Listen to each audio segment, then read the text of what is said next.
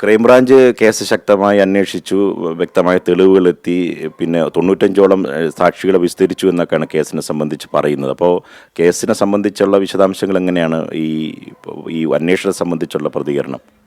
അന്വേഷണമൊക്കെ നല്ല നല്ല രീതിയിൽ അന്വേഷണം ഉണ്ടായിട്ടുണ്ട്.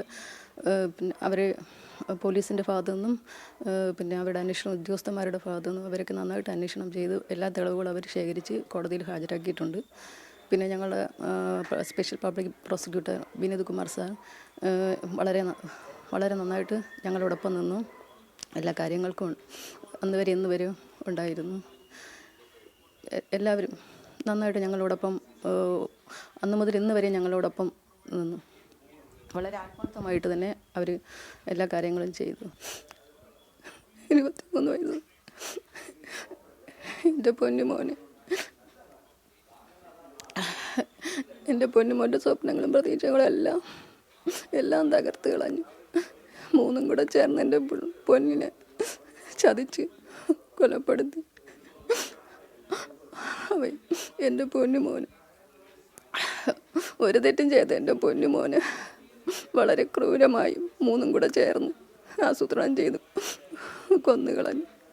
ഞങ്ങൾക്ക് നഷ്ടം, ഞങ്ങളെ നഷ്ടം ആർക്കും പറഞ്ഞാൽ മനസ്സിലാവാത്ത രീതിയിലുള്ള വേദനയിലൂടെയാണ് ഞങ്ങൾ കടന്നു പോകുന്നത്. ഇത്രയും ദിവസം ഇങ്ങനെ കഴിഞ്ഞെന്ന് അറിഞ്ഞുകൂടാ.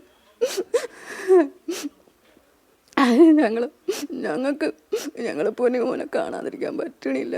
അത്രയ്ക്ക് മാത്രം സ്നേഹിച്ചു ലാളിച്ചും വളർത്തി എൻ്റെ പൊന്നുമോനും അങ്ങനെ തന്നെ ഞങ്ങളോടൊപ്പം എല്ലായ്പ്പോഴും ഞങ്ങളോടൊപ്പം